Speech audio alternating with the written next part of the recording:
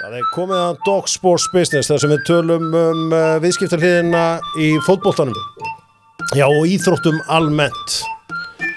Gesturinn kemur heldur betur og óvæntri átt í þetta skiptið. Róbert Westman, forstjóri og auðvitað eigandi Alvotech og Alvogen.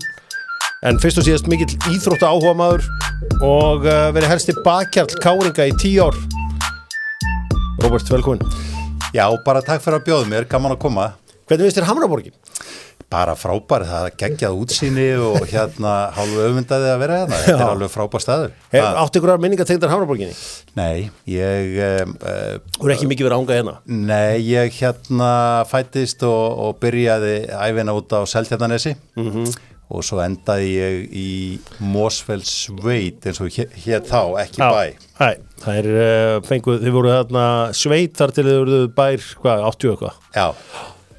Það var, þú veist, þið fenguð ekki landsmót og svona, það var... Já, akkurat og ég var náttúrulega æfði mikið með afturheldingu frjálsar íþróttir á sínum tíma og hef svona ákveðna tauga til Mosó, eins og við kallum það. Já, ég ætla nú kannski að spyrja af því að við nú með auðvelda leiðin í það spjall hér rétt og eftir. Já. Bara takk hérlega fyrir að koma til Dóttor Fútból. Ég veit að það alltaf verið að bögga og beða að koma eitthvað og bara að segja já við Dóttor Fútból, það er geggjað. Bara gaman að koma. Þetta er fyrsta podcasti sem segi já við að sjálfsögðu hitta kongin. Ég var einmitt að horfa á því þarna bara að hlæja. Ég vonum við séum ekki að fara í þá keppni í þessu þætti. Nei. Já, því að ég kom mér óþægilega óvart og væri útstæðan nafla, en ég er með innstæðan, sko. Þannig að það er einn á réttinu og hinn á röngunni. Já, mögulega var hann ekki útstæður, en ok, það er önnur saga. Þú 69, þú þessi fræði organgur í KR, en þú veist Heimir og Rúnar Kristins og allir sig gæðir. Þú varst Þormóður. Já, Þormóður og allir sig gæðir. Já. En þú ert alveg upp ekki í Vesturbæri. Sko, ég var í Tjarnarbólunu sem var alveg á morgunum að vera Vesturbæingur, en maður sótti mikið allt saman í Vesturbæin, bæði Vesturbælaugina og þetta ísbúðuna og allt hvað þetta hét. Þetta var svolítið að byggjast upp á nesunu því ég flyt hana. Já. Og ég fer í fótbolta í KR og get sagt að ég hef búin að vera allan minn feril í KR og fer í 8. flokk. Já. Og 69 kynslóðan ætli hef ekki verið bara með Rúna Kristins og öllum þessum köpum á þessum æfingum, en þetta var spilað svolítið skemmtilega. Ég er búin að vera á nokkrum æfingu, þá kemur einhver sem ég man nú ekki hver var, en sagði að það væri eitthvað vitlaust skráð mig í systeminu og ég dregin af því ég er sennilega 5 ára og hann segir við mig, heyrðu, nafnið þetta er bara ekki rétt í kerfun hjá okkur, við erum að laga þetta og ég náttúrulega 5 ára skil ekkert hvað maður er að tala og hann segir, þú ert Róbert Westman, ég sagði já, ég heiti það, nei, það getur ekki verið, þú getur ekki verið mann, þú lítur á son. Já. Og þarna upphás mikil ringulreið og hann fullyrti ég gæti ekki verið mann, það gæti bara ekki verið. Þannig að hann endaði með að spyrja hvað pabbi heitir og hann heitir Vilhelm, þannig að hann endaði með því að skrá mig sem Róbert Vilhelmsson. En ég greinlega var orðin þrjósku strax 5 ára því ég kem heim og segi mömmu að ekki fara þetta sléttar, ég segi búið að breyta nafninu mínu á síðustu fótboltaæfingu og ég sagði henni ég ætla aldrei að mæta aftur, aldrei. Þannig að úrvarð hún skráðum í dans hjá Heiðar Ástoltsinni og það var svona næsta move, þannig að ferlinu mér lauk bara 5 ára. Svona atvinnumannaferlinu meina ég. Já, með KR. Með KR. Sko, gast eitthvað íþrótum? Ég hef getað töluvert, já. Það er svo skrítið því að horfið tilbaka, svona eiginlega að því að maður vinnur við að búa til teymi og ná árangri með teymum, ekki sem einstaklingur. Já.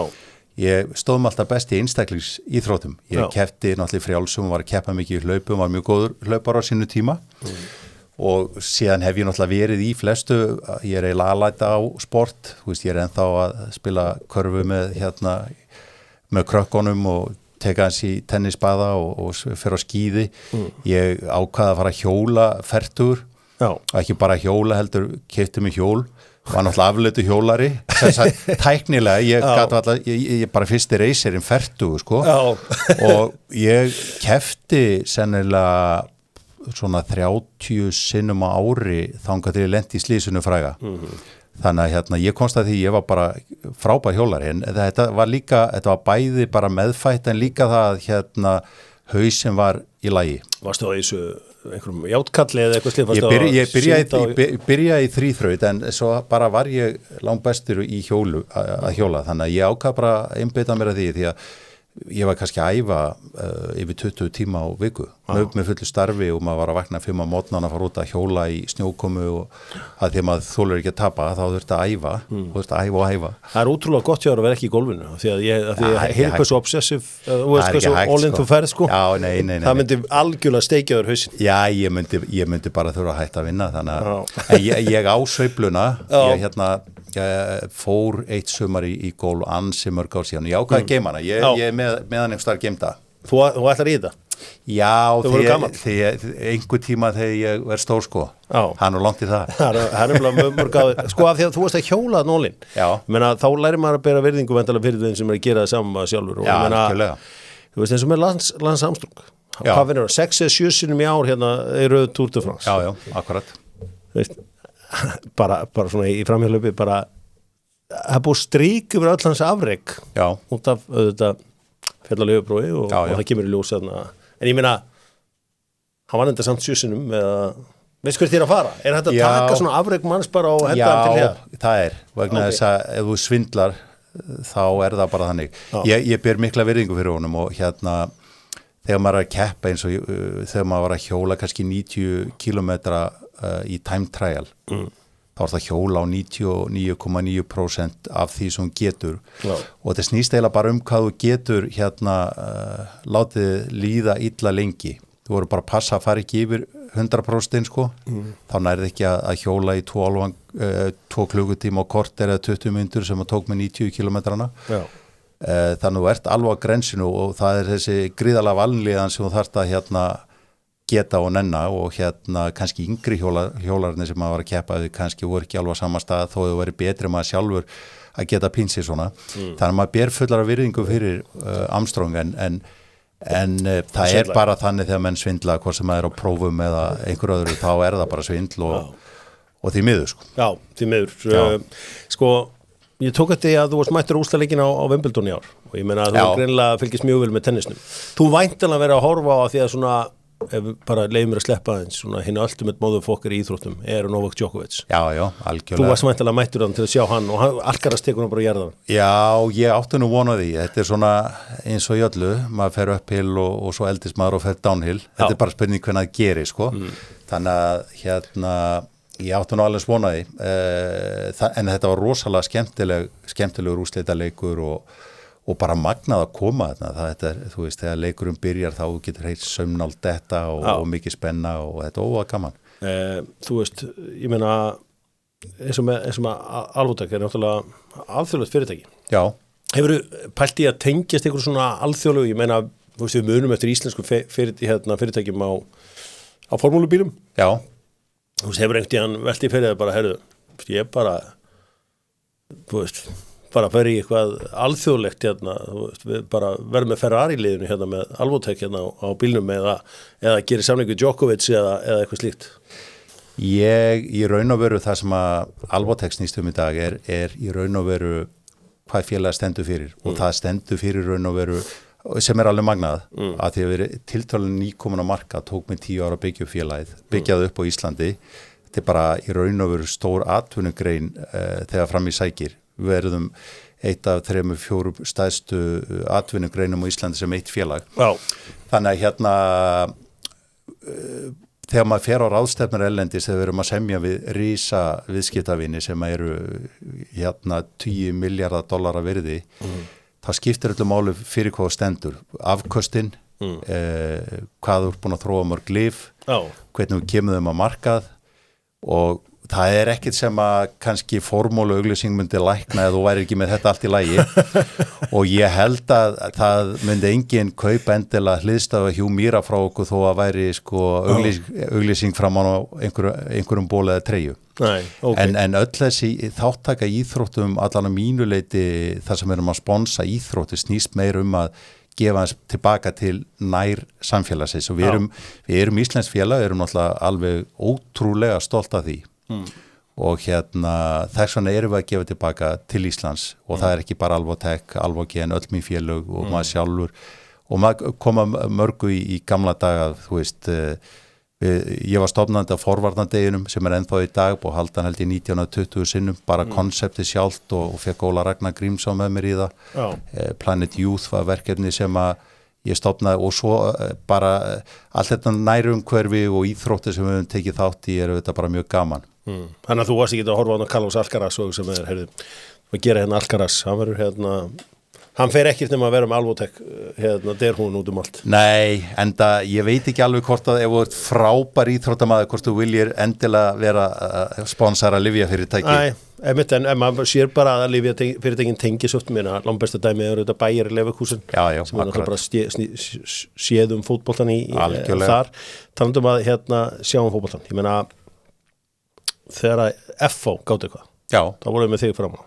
Sko, það góð saga vegna þess að það var komið til mín þegar FH komst loksist upp deild. Þannig að það var komið til mín þá og ég sagði við að ég var til í þetta var stór ákvörðun fyrir mig vegna þess að ég var þá aktavis, var ekki orðið til, ég var að reka Delta, var komið nánast úr bjargaði félagin úr gjaldþroti fyrsta árið eftir ég tók við því. Þannig að þetta svona árið 2 og þetta voru fullt af peningum fyrir okkur og ég sagði við að ég væri til í þetta ef þau myndi leggja sig fram og gera gott mót og ég var með uppsagnar ákvæði í samningnum ef menn myndi ekki standa sig og þeir stóðu sig ótrúlega vel og þegar fór eitthvað að blása á móti þá hendi í einhverja 2-3 leikmenn með þeim og öll þessi ár sem að ég stuði við baki á FH sem voru sennilega 7-8 ár þá endur yfirleitt í topp 3 sætum. Þetta var ótrúlega tímar vissur það að aktavisbúningar eru mjög vinsælir, þessir FH-búningar út í heimi? Nei. Þetta snýst eitthvað þetta eitthvað í rappkúltúrnum eða eitthvað slíkt. Ég sá eitthvað svona að það var eitthvað á netinu uppboð og ég sá bara, það hafi verið að borga $700 fyrir F-búninga. Ég ætla þetta að vera vestur Íslendingar eitthvað að gera brjálað, en þetta snerist eitthvað í hiphop-kultúr eða rap-kultúr eða eitthvað slíkt. Þannig að þetta er eitthvað. Þetta fer víða. Þetta fer víða, heldur betur. En ég meina svo ertu núna búin 10 ár með KR. Já. Og ég meina, ég veit alveg að þú ert ekki að setja fyrirtæki á búningin til þess að vera í B-deild hjá stelpunum og í 8. sæti í böstildinni. Ef við höldum okkur við fótboltan. Já, akkurat.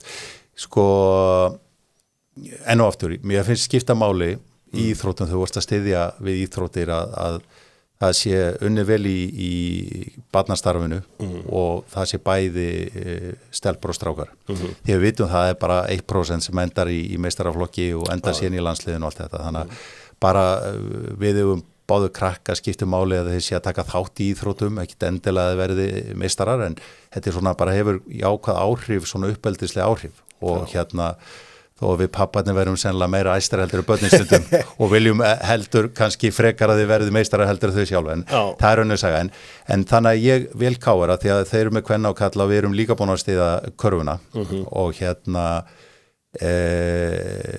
það eru þetta fyrir meistaraflokkin ekki kannski búið að vera eins góð tíð eins og ég hefði viljað sjá. Nei.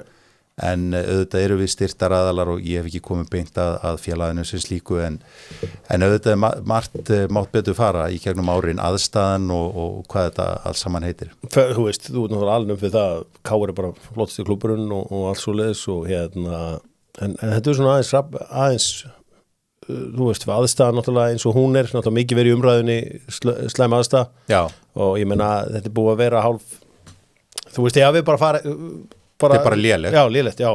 Ég meina það er sko bara völlurinn er ekki klár flottar með grasvöll en hann er bara ekki klár. Ja, það er svona búið að ákveða að gera grasið. Já, og nú er gervigrasið komið. Það er búið að fara í alútboð á íþróttahöll held ég. En þetta er búið að taka alltaf langan tíma. Já. Þetta þurfti ekki að taka svona langan tíma. Það þurfti kannski að setja hans fleiri hendur og kraft í þetta og byggja bara upp almennilega aðstöðu þarna og gera þetta vel.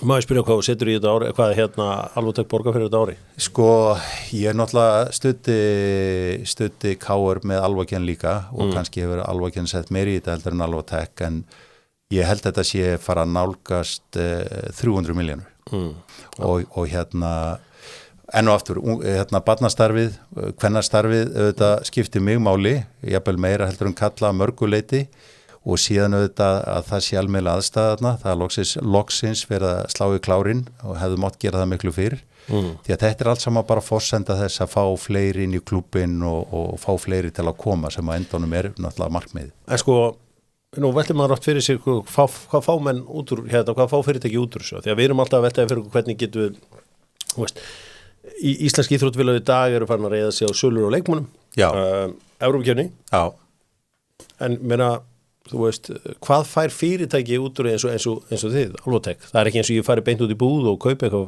frá Alvotech eftir að sé það framan á búninum. Nákvæmlega, og bara til að segja að þá ennþá því miður engin líf frá Alvotech einu stundu sölu á Íslandi.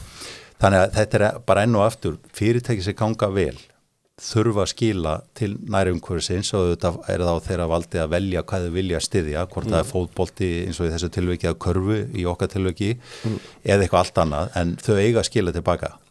Ég er ekki að sjá þetta sem fjárfestingu, ég er að sjá þetta sem stuðning við barnastarf og úlingastarf og svo auðvitað er gaman að sjá þegar vel gengur í meistaraflokki.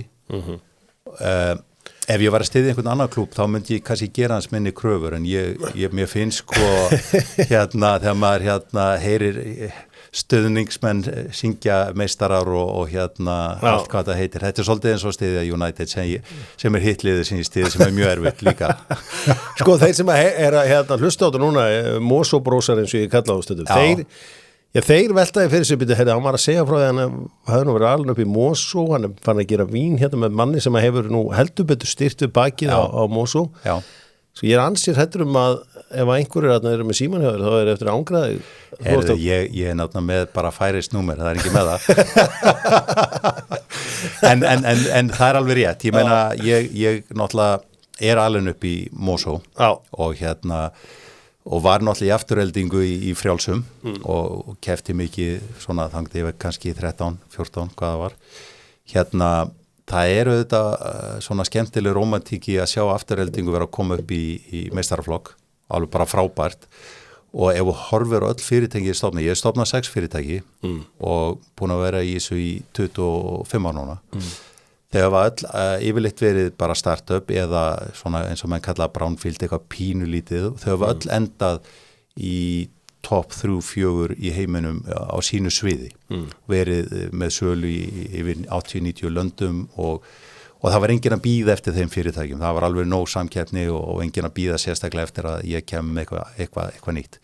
Sama með sko, ef við horfum kannski á íþróttir og við skiljum eftir kannski og horfum á þetta bara sem keppnisíþrótt, þá eru þetta alltaf meira spennandi í mínu huga að styðja einhvern sem er svona underdog og sína og sanna hvað hægt er að gera og leyfa mönnum hafa trúa sjálfur sér og náland. Þannig að svona þetta er ágætis hugmynd sem þú veist að henda þarna fram, ég hafði ekki hugsað út í þetta. Þú veist, ég er kannski að redda einhverjum leikmönnum með þessu. Já, það getur verið. Sko, sko, það hefur eins og engin gaman að því að setja pening ofan í eitthvað svarthól. Og væntalega, sko, og það sem ég er að meina með þessu er, til dæmis ef herri Róbert, þú ætlar að vera með okkur Alvotech og ég ætla að sækja 36 ára serba í vörnina og þú veist, þá ert þú bara, ok.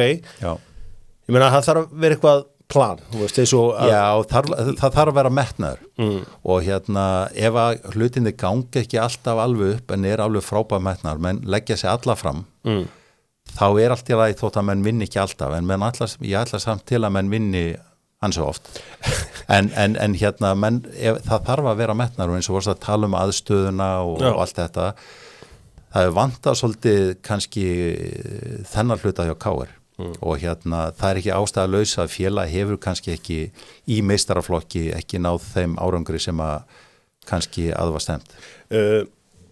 Þú þekkir, veit ég, ákveðlega til í Ameríku og auðvitað í Bretlandi og annað slíkt og eigendur er stór hluti af íþrótt og kultúrnum. Það er að segja eigandi liðsins sko, sem að eins og Mark Cuban átti Dallas svo, þú veist, hann annan kraft með nú í England og allt þetta. Heldur þú að íslenskum fótbolta væri betur borgið að væri bara raunverulegur eigandi af bakvið, það væri ekki bara einhver stjórn sem að gerði bara eitthvað og svo bara myndi skilja einhvern veginn frá sér og ríki á þetta og allt svo leis. Heldur þú sé einhvern veginn hægt að búa til eignarhald á íþróttalum, heldur svo fótboltalum eins og, þú veist, ef bara þú ættir KR.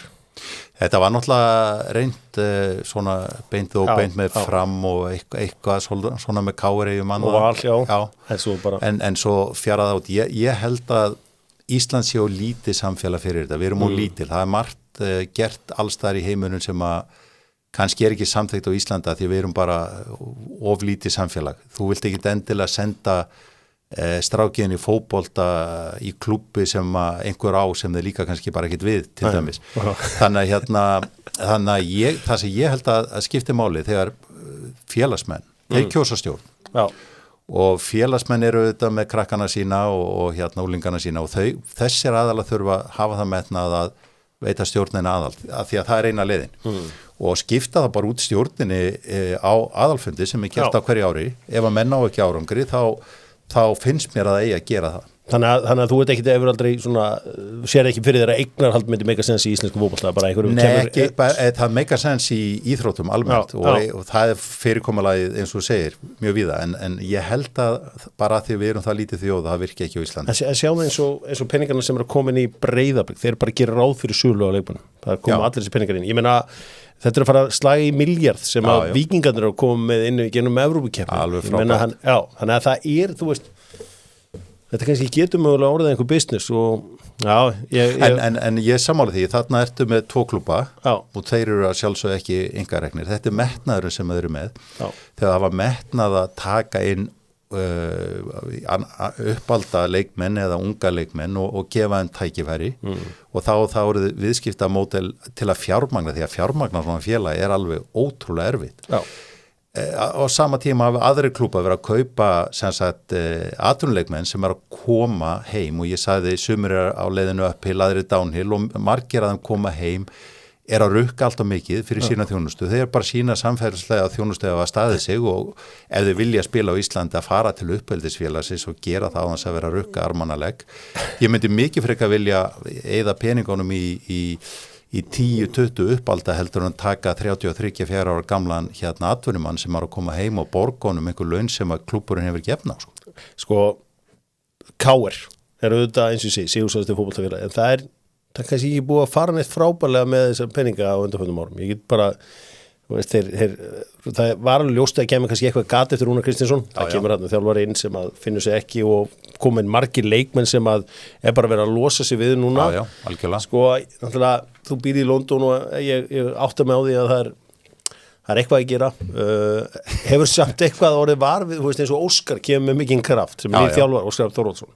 Það er bara magnað að sjá síðustu leikinni hjá hann. Alveg ótrúlegt, sko. Ég sá bara úrslitin, ég horfði ekki á leikina, alveg mögnu úrslit. Og þarna sérðu muninn á að fá einhvern kraftinn og metnað og dugnað. Ég held hann eftir að gera frábæra hluti. Hann að taka inn uppalda káringa tilbaka og ég held hann muni bera gæfu til þess að ala á þessum strákur sem eru að koma upp yngri flokkana.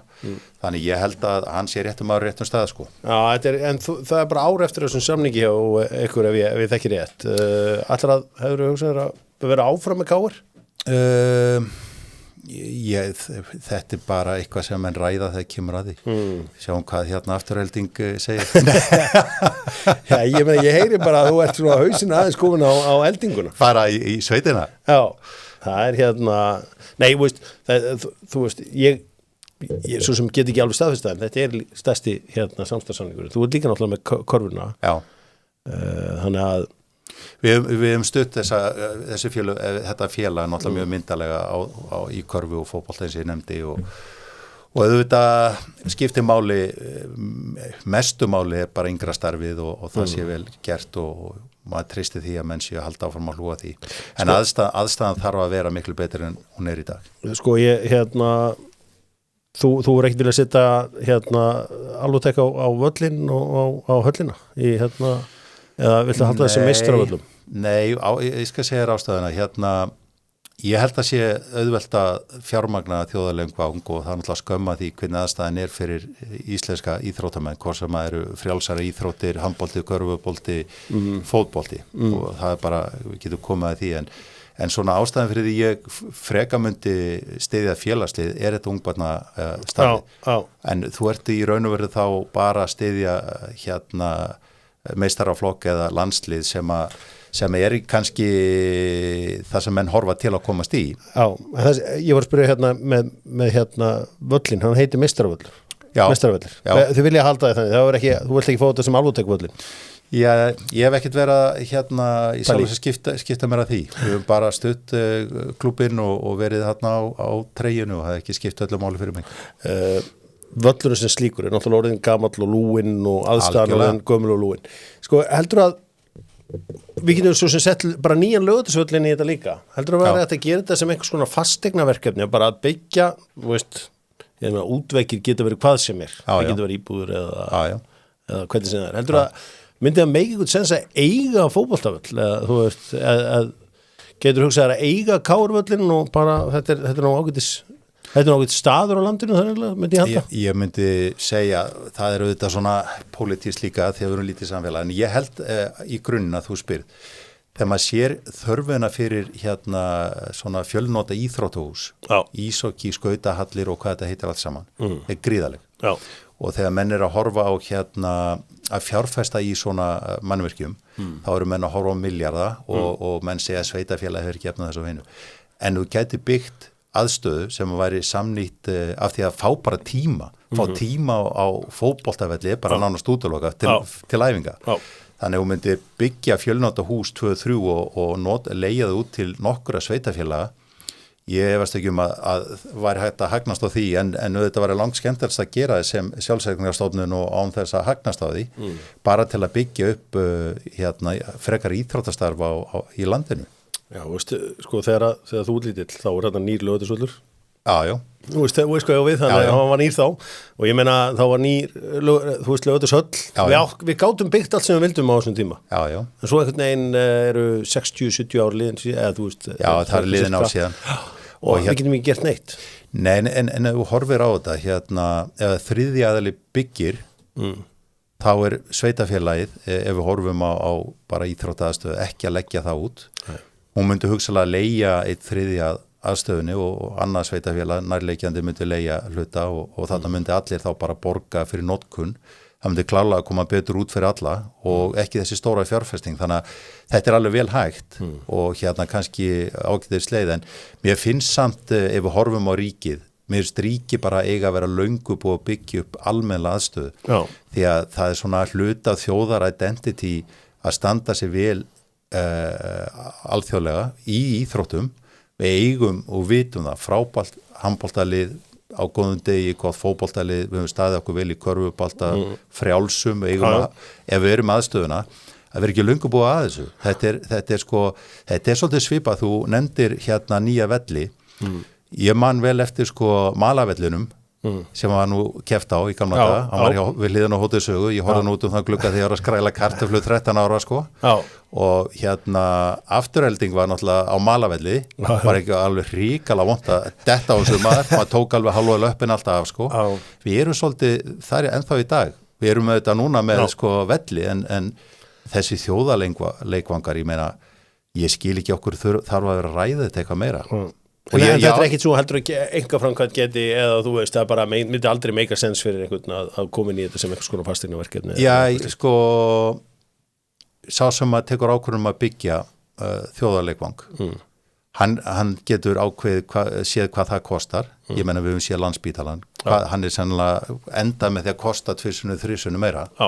Hefði verið betra, ég nú hendiði bara fram, ég hef enga sérstaklega skoðun á því, hefði verið betra að láta raunverulega einkaaðalega þetta og bjóða leigu á eins og Landspítalann miðað við upphaflega kostnaðaráætlun sem var bara brota því sem þetta kostar í dag hefði það verið hagkvæmara alveg klálega 100% og sama með þjóðarleikvang ef að menn gerir þetta ekki á hagkvæman hátt og leyfið þessu að fara út víðan völl. Þetta verður mjög áhugavert. Ég meina það verður öllu verið á einhvern nátt pizza til þín, þú veist, einhverju svona hugmyndum fjárfesta í hinn og þessu. Hefur verið komið til og spurt bara, herðu, hefur kaupa þetta lið hér, hefur áhuga að taka, hefur komið? Já, það hefur verið gert. Hvað, getur þú sagt með hvaða lið? Já, það var einhver tíma að vera að tala AC Milan og þetta og hitt, ég bara sagt, ég er ekki að eyða tímanum mínu þetta, ég eyði tímanum mínum bara í eitt og það er að byggja upp lyfjafyrirtækið. Ég er búin að gera það 6 sinnum og ég er sennilega innan lyfjageirans á eini sem við gert það í öllum heiminum og það þekkja það allir og fara að hlaupa síðan ég fjárfesti hérna fyrir sennilega 15 árum í einhverju allskonar og það var allskonar þvæla bara og ég tók það út á 18 mánuðum og er ekkert að fara að þangað aftur, bara gera það sem ég kann og get og vil gera. Það var ekkert svona í þér bara, heyrðu, það væri svolítið cool að eiga AC Milan. Nei, ég er alveg, ég þarf ekki að byggja upp eitthvað ego á einhverju svoleiðis. Einhverju góðu fótboltaliði?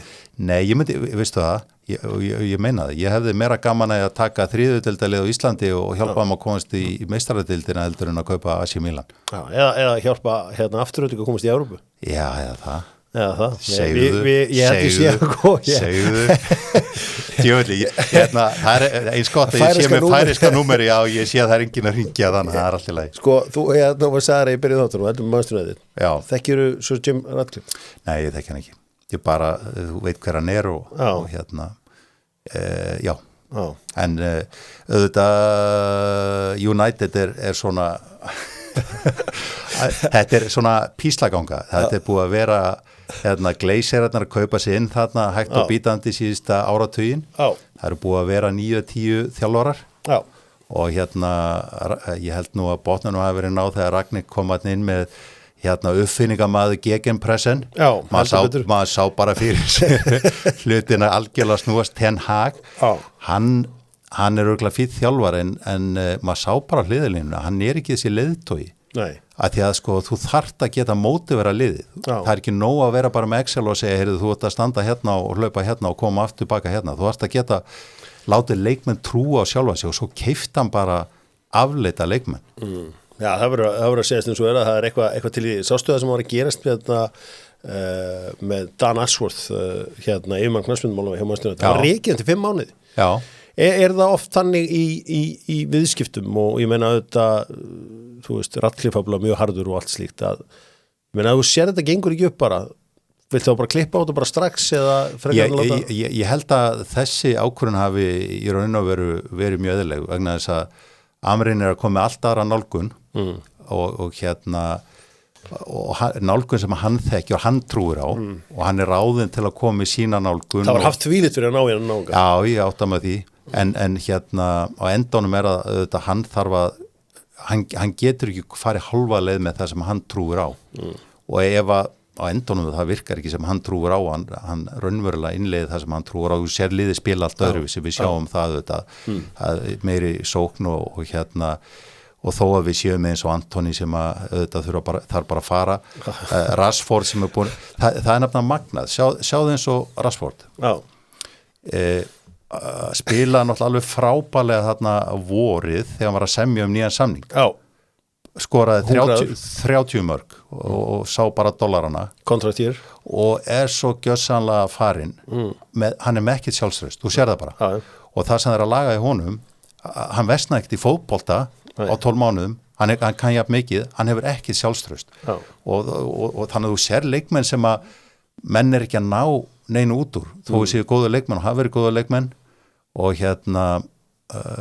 kannski ná menn eitthvað að kveiki í þeim en það eru leikmenn þarna sem að klálega eru spurningamerki við, ég meina Ugarte, hann á örglettra að standa sig en hefur svona aðeins spurningamerki Sörksi held ég hafi og ef við horfum á Sörksi, ég held að það hafi til dæmis verið, þú tekur mann úr ítölsku deildinni sem er auðvitað ekki enska deildin, þú tekur 2 strækara Højlund og hann svona up and coming, en þeir eru ekki komni sko. Þeir eru búin að skora 10, 12, 13 mörg eða hvað er á Ítalíu og það er ekki endilega materiáli að vera byrjunarliðsmaður hjá svona stórum klúbbi og það veikir þetta liðið sjálfstraust hjá liðinu, þú ert ekki að skora og þú sér þeir eru ekki að skora og það eru auðvitað að vera að breyta áherslu núna þannig að það þarf svolítið að fara svo ertu náttúrulega með Christian Eriksen og Casemiro, þeir eru svolítið að fara eins og við strákarnir downhill með aldrinum og Jóró nýr, fyrsti leikur hans stóð sér ekkit frábæla Masraoui búin að standa verið alveg að mínum að mjög ég heyri að þú ert alveg all-in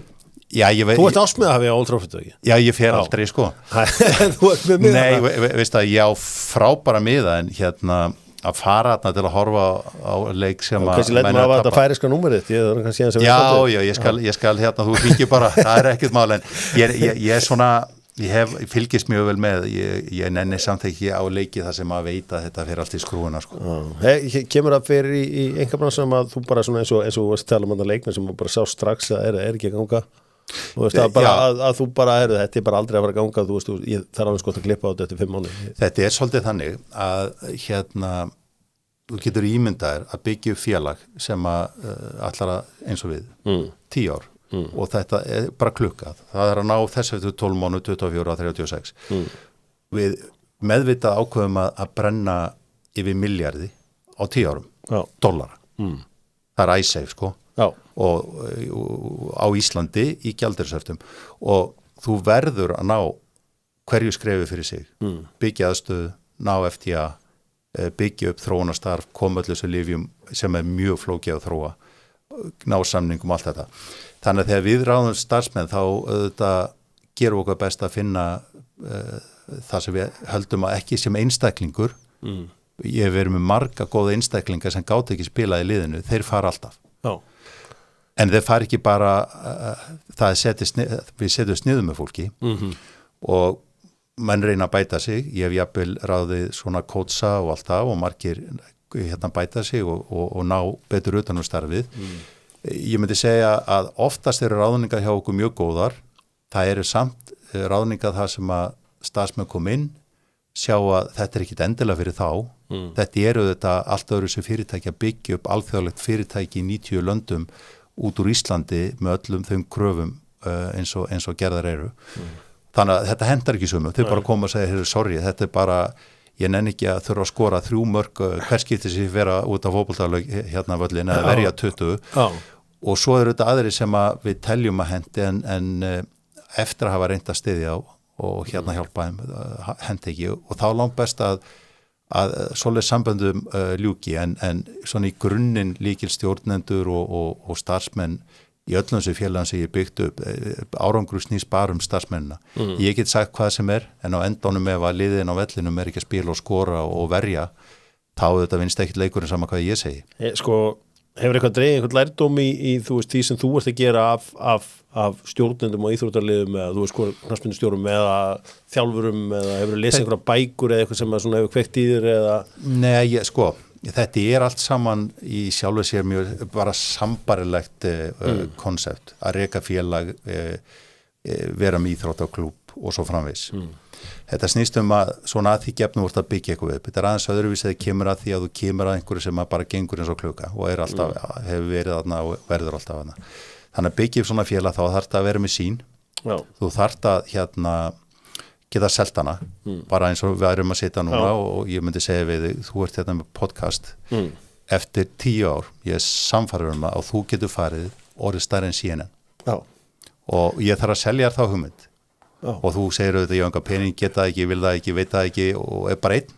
og ég var þar 10 ár síðan og svo þarf það ráðum fólk sem er tilbúið að koma með þér og þú segir ég er ekki ennþá búin að móka hóluna og allt það þannig að það er þessi leiðtóhæfni að selja sína og svo er náttúrulega þarf það að vera góður stjóri líka þegar það er eitt að vera leiðtói geta svona mótivera teimið sem skiptir öllu máli og hitt að geta rekið síðan félagið vegna þess að þá er þetta komið niður í krónur og aura hvað er skynsalegt, hvað er hægt að gera hvernig er hægt að gera, hvernig er hægt að fjármagna félögin og allt það.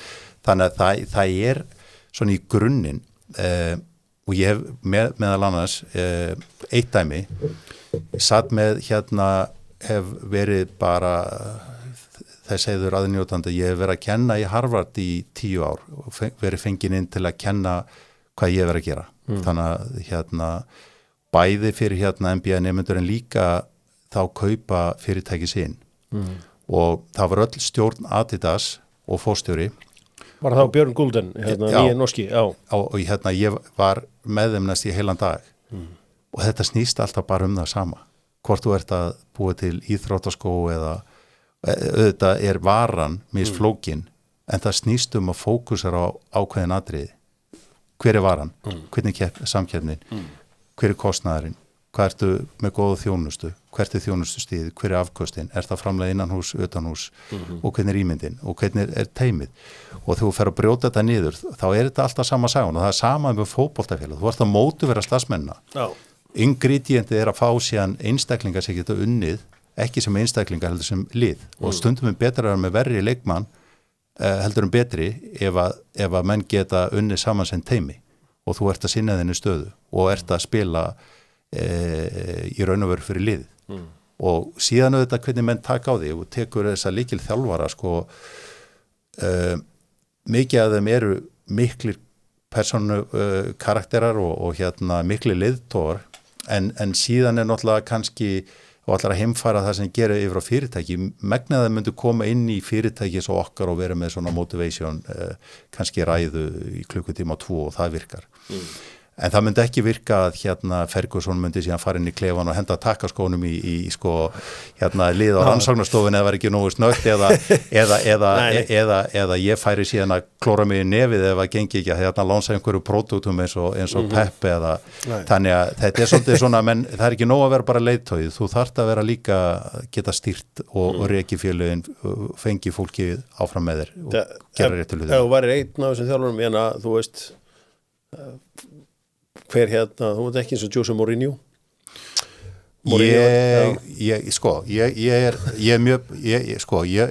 er mjög passionated og brenn fyrir fyrirtækinu og það vita allir sem að ég veit ekki hvort að margir vita en ég verið með í það heila 30.000 manns í vinnu á mínu ferli. Frá öllum löndum? Já, ég er með í dag 63 lönd sem sagt bara á Íslandi eru einstaklingar á 63 löndum og ég brenn alltaf fyrir, ég vakna á mótnana þegar ég er svo spenntur að fara í vinnuna að gera eitthvað sem að ég ætla að klára þann daginn og það er svona smitar út frá sér, ég veit það og geri það og ég held að þú myndi spyrja fólk sem unni með mér og mjög margir hafa unni með mér í 15-20 ár að ég geri mikla kröfur og djöflast það sjálfur mér mest og en á endunum sanngjarn ef þú stendur vel, þá stendur þið vel og ef þú stendur ekki vel, þá reynir ég að hjálpa starfsmönnum í að standa sig vel þannig að ég held að flestir af þessum þjálfurum og horfir á þá eru náttúrulega bara snar geggjaðir og það myndi ekki virka vel myndi ég segja í alþjóðlegum fyrirtækjarekstri ef það væri þannig þá myndir ekki enda sem fórstjóri mjög lengi. Nei, en þú þarft samt að ég held að Ferguson hafi talað það hann sagði hann þyrfti að trýta alla hann sagði að þú ert oft með alla leikmenn eins og þú ert oft með sískinni annað er indist og hittir óþólandi hann sagði þú ert að reyna að koma eins fram við þau Þetta er, ég haf nú ekki heyrt þetta en veistu það, þetta er nákvæmlega þannig sem við lifum. Ef við horfum á Alvatek, ég ætla nú ekki að vera þreyta á mikið á fyrirtækjarekstir í fótbolta. Ég hef alveg feikilega áhuga á þetta. En þú sér fyrsta lagi til að vinna á árangri, þá þarf að þróa lyfin, það er að skráðu, það er að selja þau, það er að framleiða þau og þegar við fórum í gegnum því stökk inn eftir að við komumst í gegnum með FTA, ég ætlaði ekki að vera fórstjóri aftur, ég stökk inn að því að ég vissi að ég yrði að gera til að laga þetta og við enduðum með því að fá eina athugasemd sem er mjög sjaldgæft að fá bara eina athugasemd, við fengum síðan 2 athugasemdi fyrir 2 mánuði síðan, fórum í gegnum út nummer 2 og það var líka í tiltölu auðveldar athugasemdir. Þessi eina athugasemd, hún snýrist þrif. Þannig að þegar ég talaði fólki mitt þá eru öll störfin jafn mikilvæg og það er engin fyrir ofan eða undir, engin og það ber ákveðna aðalega ábyrgð á hópum en þeir sem einstaklingar eru þeir ekki stærrið að minni og ég hef alltaf rekið mín fjölu svona og þess vegna finnst mér þegar maður sér pólitík og sér það eins og Bandaríki þannig að vera á fordómum, alls konar fordómum og þegar vera á því að þessi er svona hinsegin, mér finnst það bara ekki góð pólitík og ég held að til að ná árangri í íþróttum og fyrirtækjarekstir þá þurfa allar að skilja þegar labba inn í fyrirtæki þá er eitt kultúr, bara eitt kultúr þó sért frá landi nummer 63, það er okkar kultúr og hann felur í sér að það engin meiri eða minni.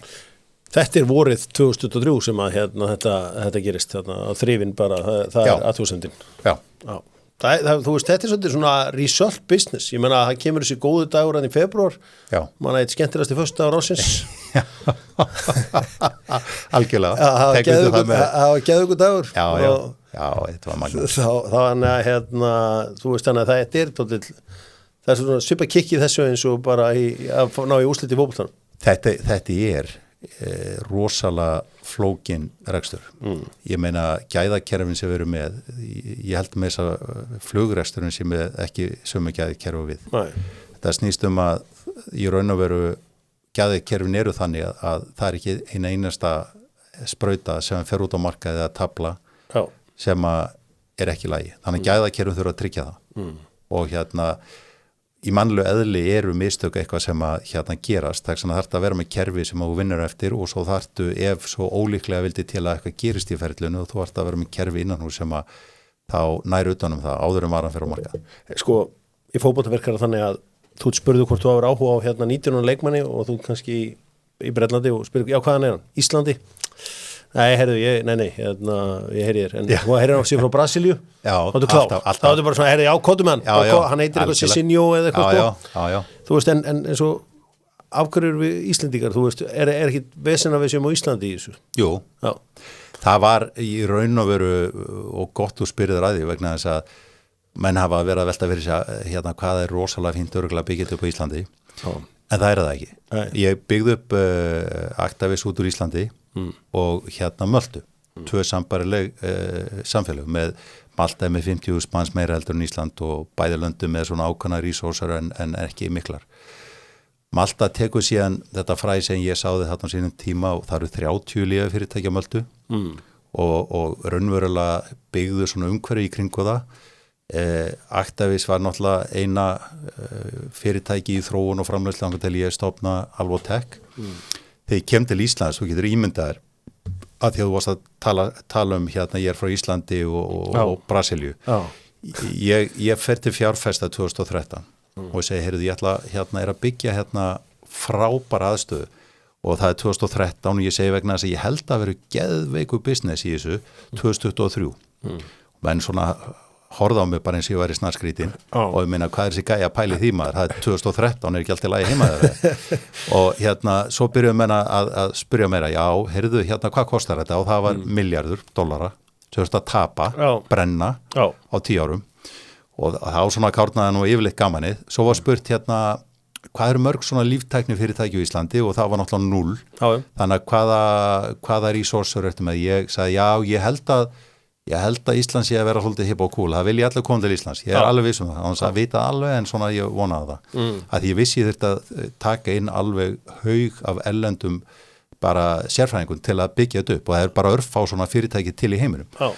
Og svo að lokum, þegar menn voru svona kannski ég meina þegar sko 0,1% var eftir af þeim sem ég talaði við og voru ekki búin að segja neða og svo heyrðu, ég var nú að lesa það gjaldeyrisöft, þannig að ef þú einhver tíma klárar þetta, fæ ég nokkuð tíma peningi tilbaka. Þannig að þetta er umhverfið sem að ég var að byggja þetta félagi, ein ástæðan og það er bara ein, að því ég er Íslendingur og ég vissi að þetta myndi ganga upp, ég vissi að þetta er því sennilega erfiðara heldur en nokkuð hjólamót þó ég hefði tekið 100 í röð sko og þetta var það og þó að menn kannski sjá þetta utanfrá þetta hljóta hafa gengið allt saman bara auðveldlega og menn bara gera svona en þú veist að fara með podcastið og vera stærri en CNN er stórt. Þannig að þetta var challenging en ég gerði þetta fyrst og fremst bara því ég er Íslendingur og þetta mun skila Íslandi verulega. Já, þú veist, átt að pólitíkin sé á því. Þú veist, ertu með, væri maður ekki alveg... Já, sko, ég hef alltaf verið þannig lagað ópolítískur, Já, en þeir hljótu sjá, þú veist, hvað, ef að félaginu vegnar vel, hvaða... Já, ég held svona, og kannski okkar sög líka, svona ákveðnuleiti. Við erum alltaf stærsta, verðmætasta félagið á Íslandi í dag. En kannski höfum við ekki verið nógu duglega að monta okkur af félaginu því að það sem við búum að byggja upp hér er á heimsklassa og ef við les bara Barclays greiningaskýrslur og ég meina menn er að sjá fyrirtæki í dag þó við séum bara búin að vera 18 mánuð á markaði félag vera eitt af leiðandi fyrirtækjum sem við erum að verða í hliðstæðu líftækni þróun og sölu. En það er svona öðruvísi þú ert á Íslandi, ef þú ert ekki duglegur að hérna koma þar á framfæri sem við höfum ekki endilega verið, þó við séum framan á KR, þá ekkit allir með á hreinu nákvæmlega hvað erum að gera þetta flókin rekstur og menn skilja kannski ekkit endilega að einhver daginn gæti þetta eina fyrirtæki skila framlegð sem væri jafnmikil og allir sjávarútvegurinn til dæmis. Já, það er svo mikið. Já, það er fram í sækir. Og þú hefur séð sko, við höfum séð hérna Svíþjóð, AstraZeneca, við erum að sjá hérna Ozempic fyrir hérna Danmörk og þessi fyrirtæki meira þess að fyrir miklu stærri lönd en okkar hafa skilað þessum samfélögum og þjóðarbúum alveg gríðarlega miklu. Maður hefur líka séð það sko, þú veist, ef maður skoða bara íslenska markaðin, það þú veist, Marel að fara. Já. Og þú veist, það er svona spennandi félög í markaðum með einhverju, þú veist, það eru þið. Já. Svo, þú veist, ég veit ekki þú veist, Grænland, Amarok, það er spennandi sem, eða þú veist, fyrir okkur sem að skoðum þetta svona utanfrá. Einmitt. Þannig að, já, þetta er áhugavert, þannig að hérna, alveg getur það að fara að skila saman og allir sjávarútvegur landinu. Einhvern daginn. Ég ætla ekki að gefa þér dagsendinguna, ég er búin að ákvaða hana. Já, hún er það í náinni framtíða? Við erum ekki sérstaklega þolinmóðu við strákarnir það. Nei. Sko, já, ég myndur algjörlega útiloka að fara meirinn í íþróttinni í fjárfestingum. Ertu bara hættur í öllu bara? Nei, sko, ég er bara að gera það sem ég er að gera í dag. Ég er eigandi og það er bara annað. Ég er náttúrulega ennþá, ég fer að stað með þessa samstæðu 2009. Ég fæ að láni eftir allt hrunið $20 miljónir á 25% vöxtum. Býti alvoken í Bandaríkjónum og það var ekki neitt. Per Greenfield í Mið- og Austur-Evrópu. Enda með því að kaupa pínulítið félag í Asíu, stofna Alvotech og stofna Adalvo sem business to business. Öll þessi félög í dag eru alþjóðleg fyrirtæki sem eru öll metin á yfir miljard og dollara.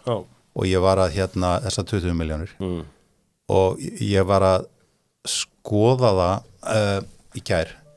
Samanlagt eru þessu félög sem að ég er ennþá hluta við og ég sé bara reka eitt þeirra í dag að skila $1 miljard í EBITDA.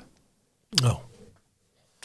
Þannig að og í raun og veru er það ekkit mæli hvað þessi skiptir mig máli en það sýnir samt hvað hægt er að gera og ég vil í sjálfu sér ekki eyða mínum tími eitthvað annað sem ég kann ekki og er kannski ekkit bestur í og hérna skipti kannski ekkit svo miklu máli.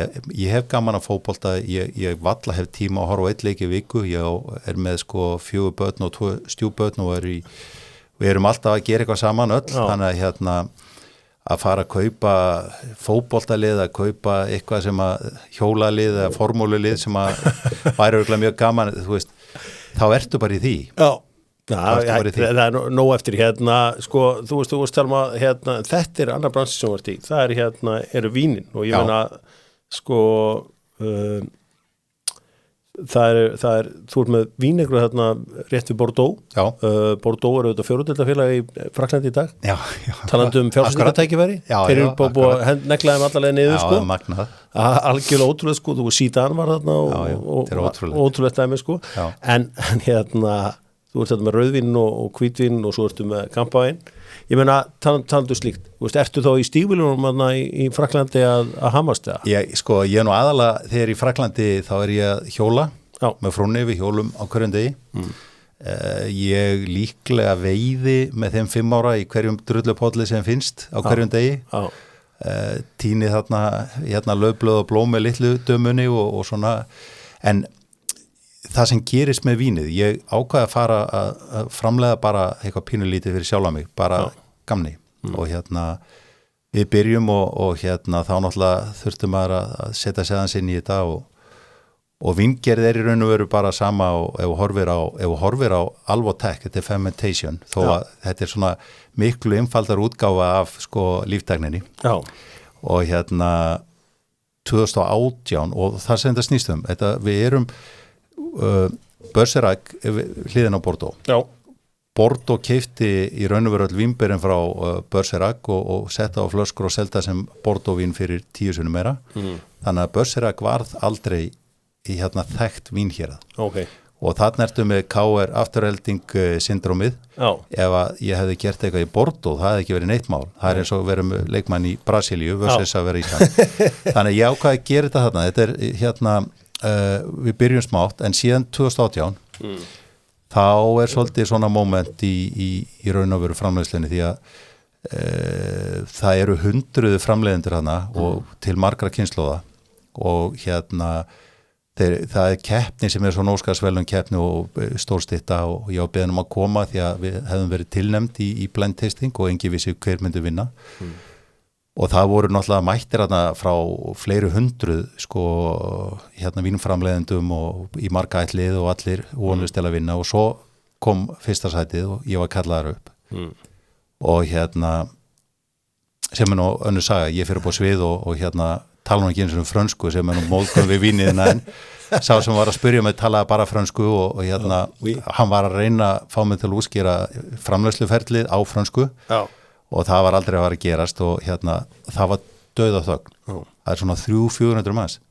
dauðaþögn og það ekki bara dauðaþögna því að menn hefðu svo mikið áhuga, það vegna að það vildi allir kirkja mig vera ykkur Íslendingur búin að vera 3 ára í þessu og stela bikandum að þeim nema það hafði nú einhver húmor fyrir þessu, þetta 2018, þetta 2 ár eftir HM og hann heyrist þannig aftast eitthvað Ísland og svo var það bara tekið og það var velunarræðan og þá svona stækkuðum við hans við okkur en í dag við erum með hvítvín, rauðvín freyðivín, kampavín sætvín, rósavín og við erum í dag í raun og veru og ég bara með sér teimi í þessu ég fekk til mín eins og Andreas Larsson, hann brandambassador, hann heimsmeistari sommelier Monsieur Roland, hann hefur komið að í raun og þróun og gerð bestu vína bæði í Bordeaux og Kaliforníu þannig ég fekk alveg frábært teimið þarna og bara sýni var svo að innan 10 ára þá væru við búin að taka rassan hikka á Bordeaux og sýnaðum að þetta hér að væri í raun og veru miklu betra. En þú veist, þetta svæði, þetta Suðvestur-Frakklandi, þetta svona frakkar, þetta ekki, þetta mekka landbúnaðarins algjörlega. Þannig að fyrir einhvern Íslendinga mæta þetta inn og vinna eitthvað og þú veist, það er bara allir gerst.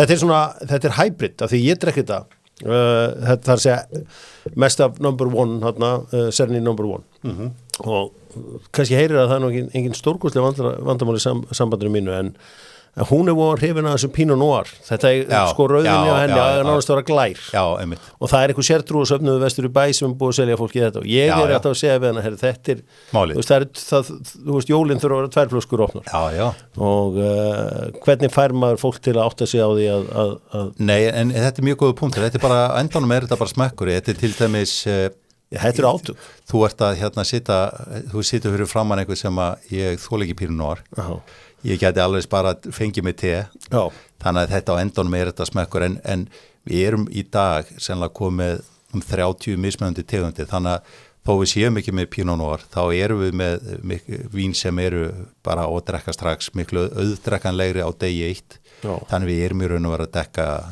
dekka allt spektrumi þó að sé ekki Pinot Noir.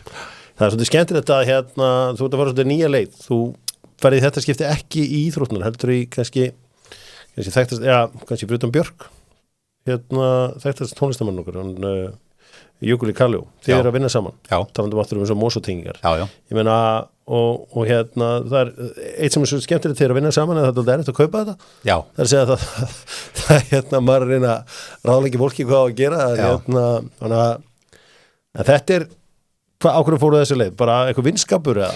Já sko, ég hef búin að þekka Jökul í mörg ár og hann hefur svona kom að spila í brúðköpurinn hjá mér og verið svona í stóra afmælum og svona þannig og það sem að þetta var svolítið rómantík fannst mér, hann kemur frá Mosó og enda síðan sem eins og segir hérna eitt stærsta nafn Íslands alþjóðlega og býr það til sjálfur fyrir sjálfa sig. Já. Ég fer að djöflast úr Mosó, einhvers staðar úr litlu þorpi að byggja upp 6 alþjóðlega fyrirtæki sem að hafa öll gengið ævintýralega vel. Og svo endónu setjumst við niður saman með sveita rómatíkina og hann þegar við fórum að spjalla þetta þá í raun og veru það tók ekki langa tíma hérna finna út úr því að þetta var eitthvað sem var gaman að gera og þetta meira gaman að gera heldur en eitthvað sem að þú þarft að gera. Já.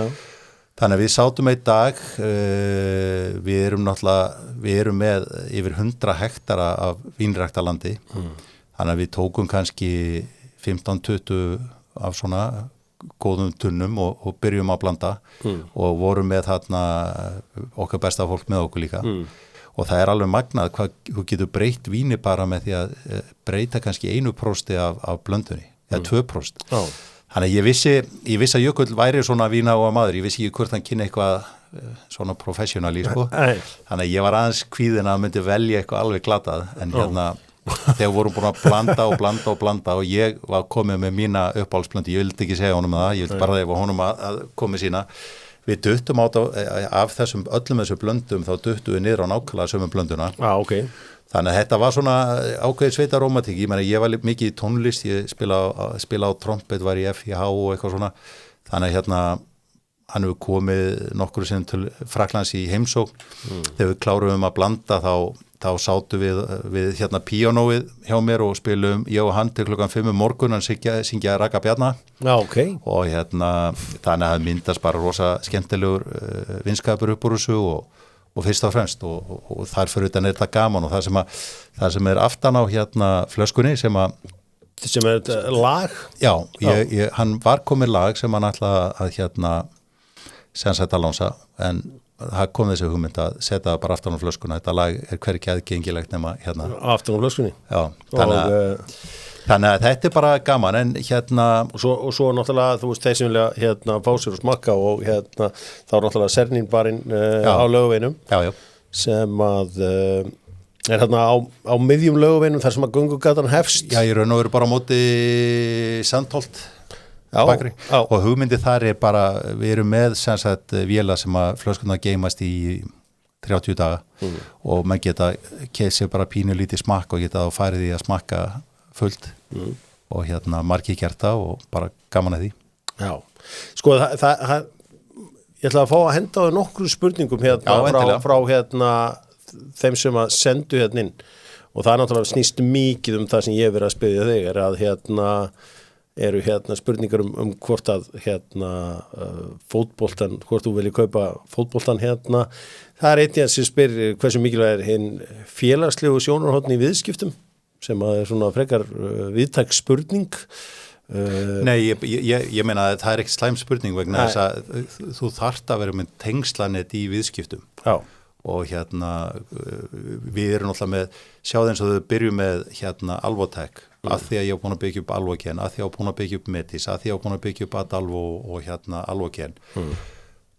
Við förum til Teva sem er stæðst í okkar gera og semjum 5 lyf sem vorum ekki búin að þróa, vorum bara í raun og veru búin að langt komið með eitt, vorum búin að fá höfnum frá FTA og þeir skrifundi samning við okkur $600 milljónir í leyfistekjur og að kaupa okkur lyfin í 5 ár og það bara út af þessu tengslanetti. Það er vegna þess að við erum búin að vera, ég og svona lykilteimi búin að vera í þessu bransaða lengi að við erum aðgang og tengingar og menn treyst okkur og það skiptir rosalega máli. Svo náttúrulega vart hérna á léttunótunum Viktor Ingi spyr Enrique Iglesias jafn huggulegur í eigin persónu?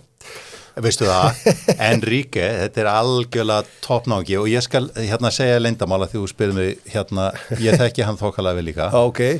Hann vildi vera framan á flöskunni. Já, ok. Já, og ég var eiginlega, það var langt komið en svo bara ég vona að sé ekki að hlusta hann er frábær náungi, miklu eðlilegir heldur myndu nokkuð tíma halda, hann er bara eins og ég og þú og ég held að við séum báðið þokkalega eðlilegir en hérna lögfræðingarnars, ég var ekki að nefna þessu.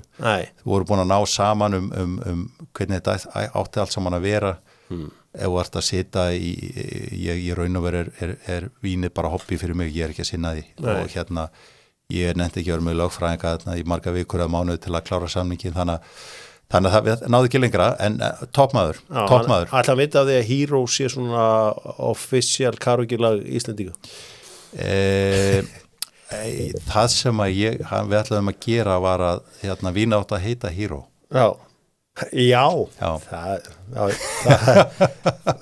Það er ef þú fengir að taka einn leikmann í allum heiminum og fara með hann í KR, hvern myndur fara með í KR? Ég myndi freka vilja bara eða tíma og peningum í að fá einhverju uppálda í alvörunni. Já, er engin svona ein stjarnan sem voru til að fá í... Ég meina það er allir til að henda einhverju einni stjörnu inn í sitt lið en ég held að það væri ekki holdt fyrir liðið. Nei, þannig að þú voru ekki til að bara taka Mbappe í KR eða Jude Bellingham með eitthvað slíkt. Nei. Nú eru þið með eitthvað svona mælanlegan árangur og samstarfi eins og við KR, þú veist hvað, Já, í sjálfu sér, ég meina við höfum kvartað mikið undan því okkur hans kvennastarfi verið lélegt, bara að segja það og við höfum auðvitað verið að styðja við krakkana, töluvert og við höfum náttúrulega talað að aðstæðan að það sé fyrir neðan allar hellur. Já.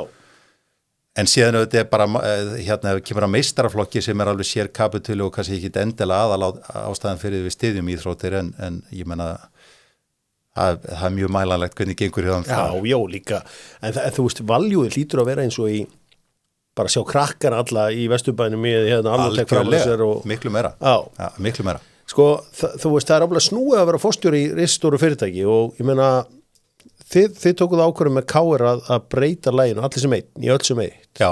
Þú veist, var það bara svona, þú veist, af því að ég get alveg undan mér að vera fórstjóri í stóru fyrirtæki, af því að ég er einn og get gert það sem ég langar til, að stundu kom bara upp eitthvað mál sem þú ert bara, ok, er þetta stórmál eða eitthvað slíkt, sko? Já, en þetta er samt sem áður svona, ef þú horfir á Alvotech, það eru margir sem segir þetta, þetta er svona jafnlauna, jafnréttis, þetta er svona en þetta er ekki upp á punt í okkar huga og við erum ekki ég myndaði það, við erum ekki með skeiðklukku á því erum við að ráða kvenkins eða kallkins við erum ekki með það og erum ekki að telja hausana nú þurfa að ráða kall í dag að við reyðum konu í gær við erum með fyrirtækið 50-50 og hefum verið með stjórnendur svona nálægt því við erum í grunninn borguðu bara fyrir starfið óháð hvaðan þú kemur og endunum færðu bara miklu betra félag og þetta er ekki eitthvað sem að í mínum huga er nice to have. Þetta er bara góðu business og það þarf ekkit vesen í kringu það sko. Nei, maður bara svona svo sem ég gerði ekki grína þessu þanniglega en mér fannst það svona það þurfti að gera þetta aftur eða því að þið áttu þetta flotta lag sko. Ég held að lagið sé bara en betra. Þetta er flott lag. Þetta er mjög flott lag og ég meina þetta er svona mjög í línu við það sem við ræddum hér frá leikmönnum. Það eru margir að veltaði fyrir sér bara svo sem áblæri spurninga en hefur þú trú á Oculus? Þetta er Oculus er frábært félag og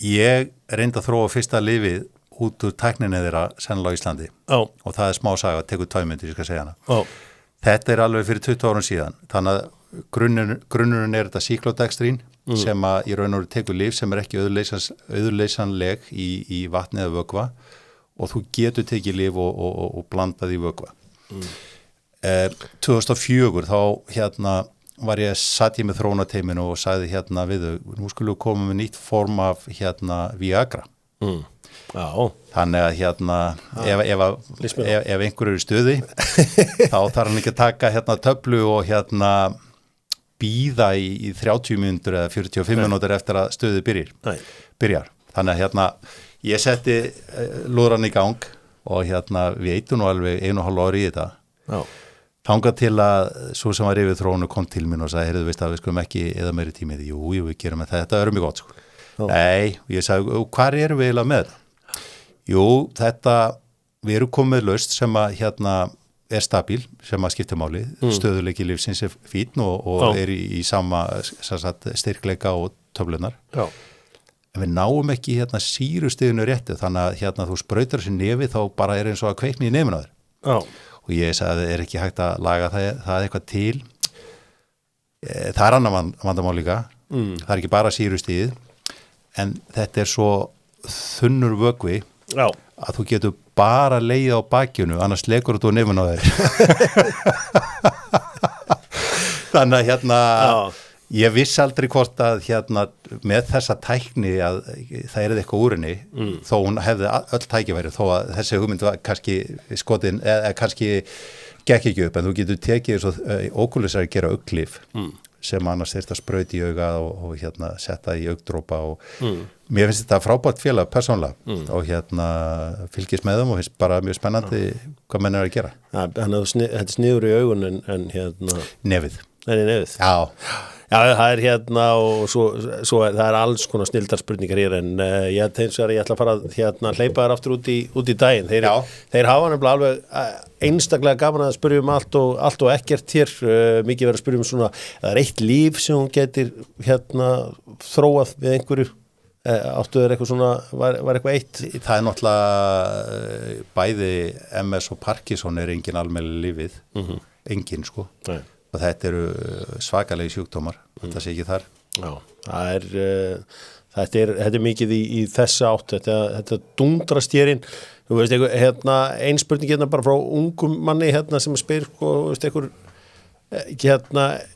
ertu með eitthvað svona 2-3 prinsip sem hún fær alltaf eftir?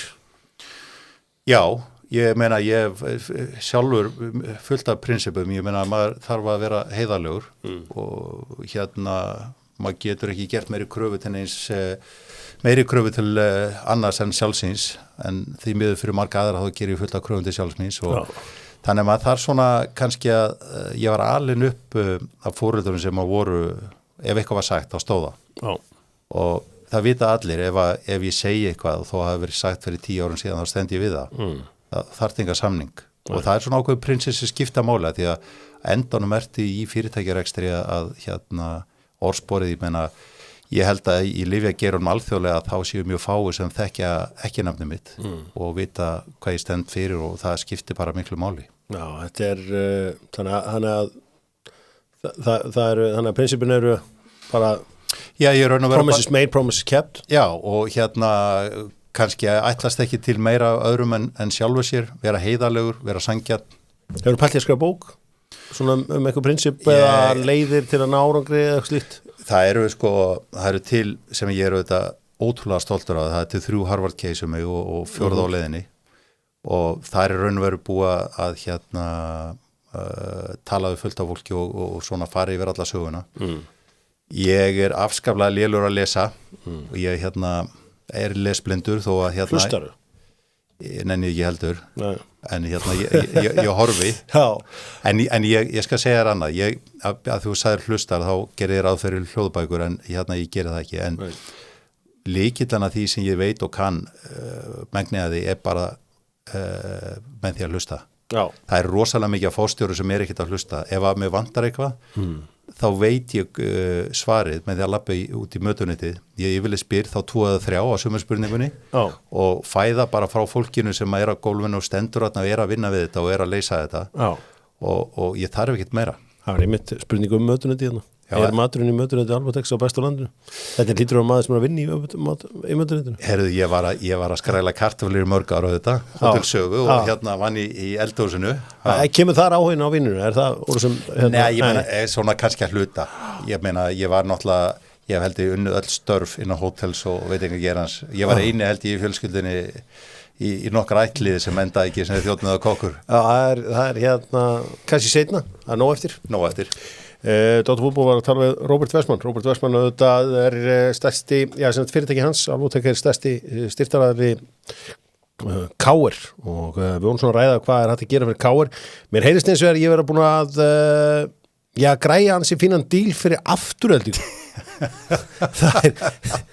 Ég vilti ekki gefa það með færiska númeri. Já, ég fá færiska númeri ákveðat núna og þetta aðeins sem búið að vera gott spjall því að núna ég líka komið mið á Old Trafford þannig að sá hausjörgur, hann hann hérna Farið. úr sögunni en það var helviti gaman að fá óbúslega gaman að fá þig hérna Róbert og ég meina það ég vona að halda áfram líka að fylgja svona vel með íþróttum ég heyrði að þú ert með allt á hreinum Manchester United og annað slíkt og ég meina að fer ekki á hverju ári núna á Wimbledon úrslitaleikin og þú hefur maður búin að gera þetta eins og verður maður að gera Jú, og þú veist, bara ef ég hef tíma, ég hef komist í að horfa á Tour de France stage þar og fara á formúlu og ég er bara gaman íþróttum almennt.